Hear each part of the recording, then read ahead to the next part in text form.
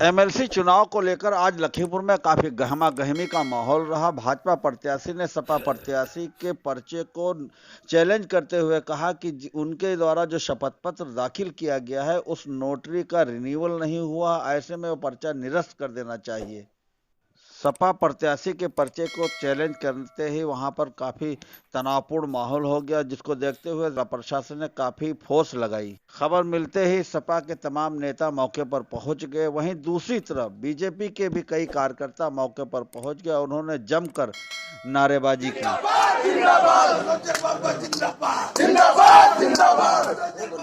इस संबंध में सपा प्रत्याशी ने प्रशासन पर आरोप लगाते हुए कहा कि हमारा पर्चे में कोई कमी नहीं थी। मैं 11 बजे कलेक्ट्रेट पे पहुंचा।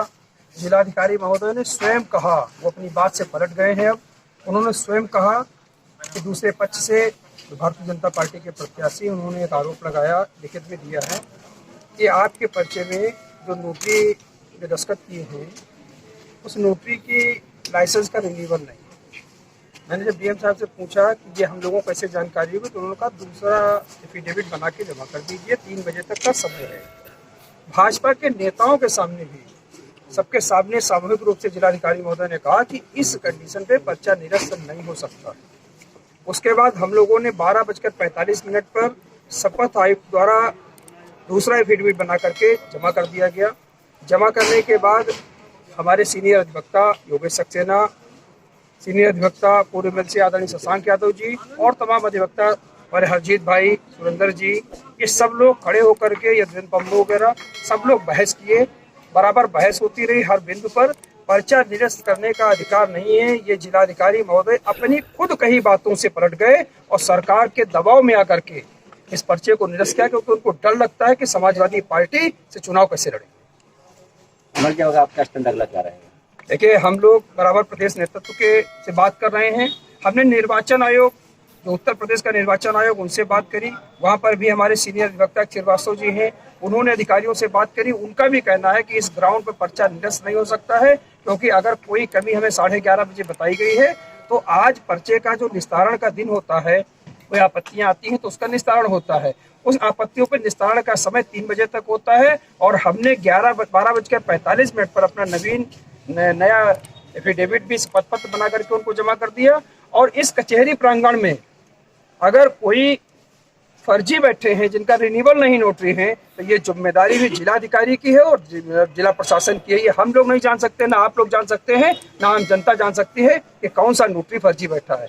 जिस आधार पे किया है गलत है। अनुराग पटेल के द्वारा, समाजवादी पार्टी के द्वारा कोई भी तथ्य नहीं छिपाया गया। एफिडेविट का मतलब यही होता है कि एफिडेविट प्रत्याशी देता है कि अपनी संपत्ति के बारे में, गाड़ी घोड़े के बारे में, मुकदमे के बारे में सब कुछ देता है। वो तथ्य मेरे द्वारा छिपाए नहीं गए हैं। अगर नोटरी फर्जी है, गलत है, तो ये मुकदमा जिला प्रशासन को, जिलाधिकारी को लिखाना चाहिए। उनकी जिम्मेदारी, सरकार की जिम्मेदारी है।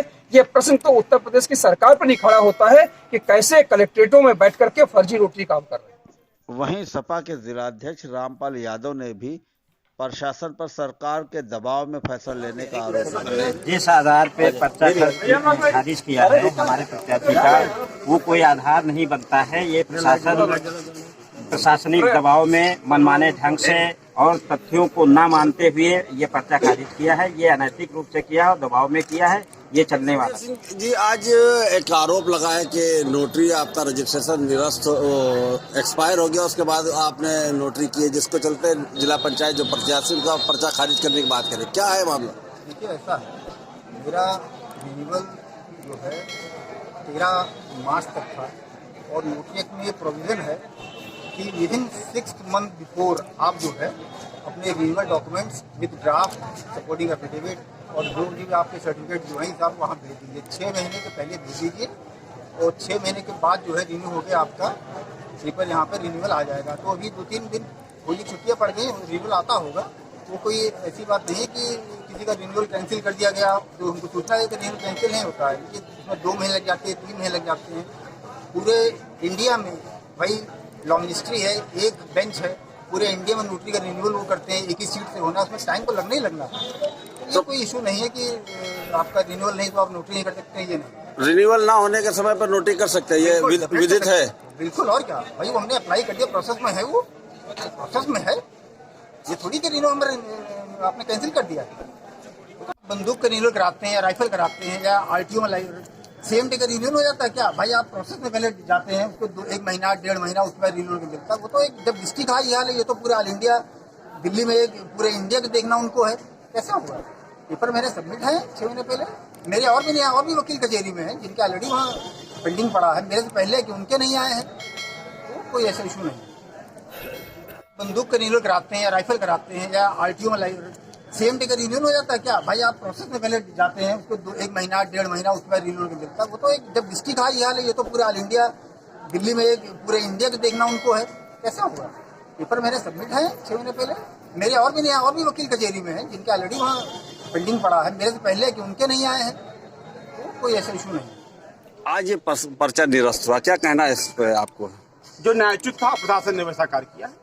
इतनी देर क्यों लगी पर्चा निरस्त ये करने तो में? प्रशासन बता सकता है, पूरी स्क्रूटनी होती है कि उसकी जांच होती है, रूलिंग दी जाती है, पूरी पर्चे की जांच की जाती है और जो नियम कानून है चुनाव आयोग से अनुमति ली जाती है, उसके बाद उसका निस्तारित किया जाता है। आप जिलाध्यक्ष के साथ साथ में एक अधिवक्ता है, नोटरी का जो मामला है उसको कहाँ पर स्टैंड करता है, क्या लगता है आपको? बिल्कुल गलत नोटरी हुई है, उनका नवीनीकरण ही नहीं है और पिछले 10 वर्षों में नवीनीकरण नहीं हुआ है। जो जिसका नवीनीकरण नहीं हुआ है वो नोटरी हो ही नहीं सकता, जो नोटरी नहीं है वो कैसे शपथ दिला सकता है और कैसे प्रमाणित कर सकता है? ये तो आपराधिक मामला हुआ है, इस पर कार्रवाई होनी चाहिए। नोटरी पर कार्रवाई होनी चाहिए, सब पे कार्रवाई होनी चाहिए, कराने वाले पे भी होनी चाहिए, करने वाले पे भी होनी चाहिए। अच्छा, प्रशासन की नाक के नीचे इस तरीके के प्रशासन की नाक के नीचे इस तरीके के अधिवक्ता वो नोटरी है, क्या लगता है कि प्रशासन की शय पे है? नहीं, प्रशासन के संज्ञान में मामला आया है, हम आशा करते हैं कि प्रशासन इसकी जांच करेगा और जो न्यायोचित होगा वो कार्रवाई करेगा। सपा प्रत्याशी के पर्चे खारिज होने को लेकर जो विवाद चल रहा था वो खत्म हो गया। प्रत्याशी का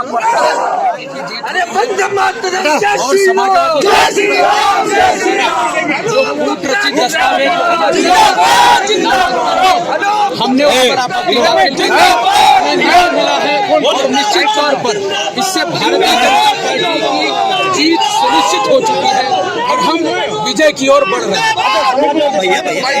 क्या लगता था कि कड़ा मुकाबला होगा आपका? समाजवादी पार्टी को हम ये मानते थे कि वो छलिया है, बहुरूपिया है और कूट रचित काम करने वाली है और आज वो सिद्ध हो गया। तो क्या कूट रचित दस्तावेज तैयार करके जो नामांकन किया था, क्या उस पर कार्रवाई होना चाहिए या नोटरी जो था इस तरीके से नोटरी करना, उसके खिलाफ कोई कार्रवाई होना चाहिए? ये मेरा विषय नहीं, ये प्रशासन का विषय। हमने अपनी आपत्ति दाखिल की थी, अब प्रशासन ने। क्या कहना चाह रहे हैं आप प्रशासन से या लोगों से? किस बारे में?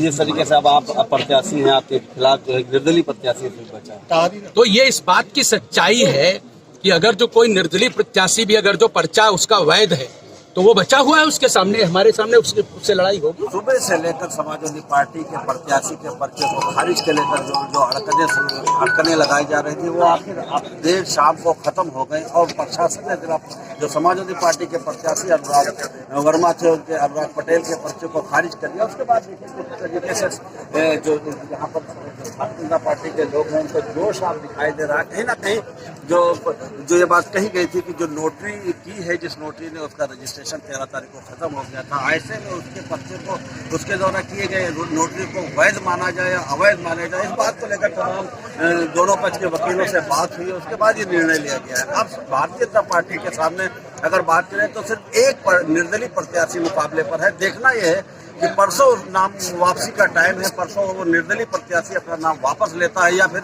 जो एमएलसी पद को लेकर चुनाव होना है वो संपन्न होगा।